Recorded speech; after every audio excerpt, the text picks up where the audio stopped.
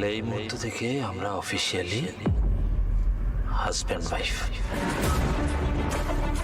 তাই তো মিসেস বর্ণমালা রায়?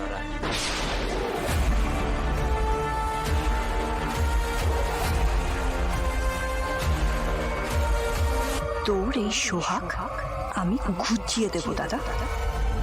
একবার এই বউ আমাদের বাড়ি গিয়ে ঢুকুক, ওকে বুঝিয়ে দেব হু ইজ হোয়াট। তা কোথায় যাবে হানিমুনে? সুইজারল্যান্ড? দেখেছ আমার নাতনির নাকেও সিঁদুর পড়েছে।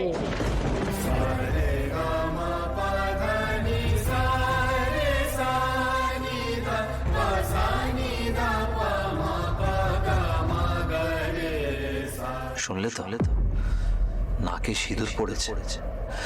কথায় বলে নাকে সিঁদুর পড়লে বউ নাকি সুখী হয়।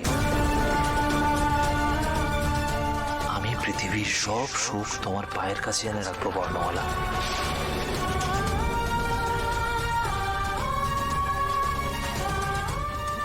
আমি আমি একটু বাথরুমে যাব। হোয়াট? তুমি বিয়ের মাঝখানে উঠে এখন ওয়াশরুম যাবে? What nonsense! কেন রে দিদি ভাই, শরীর ঠিক লাগছে না নাকি? না না, একটু দরকার আছে, আমি আসছি এক্ষুনি। আমি সবার কাছে ক্ষমা চেয়ে নিচ্ছি।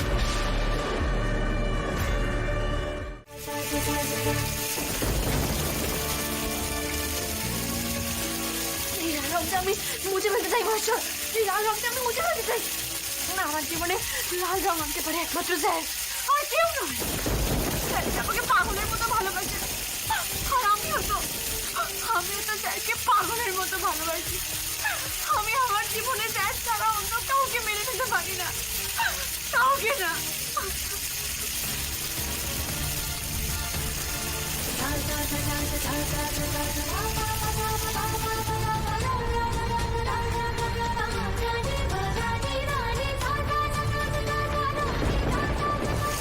যদি স্যার অন্য কাউকে আমাকে সিঁদুর পরানো অবস্থায় দেখে ফেলেন, উনি দেখেননি তো ভাইসর, উনি দেখেনি তো? কিন্তু আমার বারবার কেন মনে হচ্ছে যে মুহূর্তে ঘোমটাটা উড়ে গেল স্যার দেখে ফেলেছেন, স্যার আমাকে দেখে ফেলেছেন। আমি কষ্ট সহ্য করতে না পেরে ওখান থেকে চলে গেছেন। আমি কি করবো এখন? এর প্রতিকার কি? স্যারকে আমি কষ্ট দিয়ে ফেলেছি ভাইসর, আমি স্যারকে কষ্ট দিয়ে ফেলেছি। আমি কি করবো ভাইসর? আমি কি করবো? এর প্রতিকার কি? আমি কি করে কষ্ট করবো? আমি কি করে কষ্ট করবো?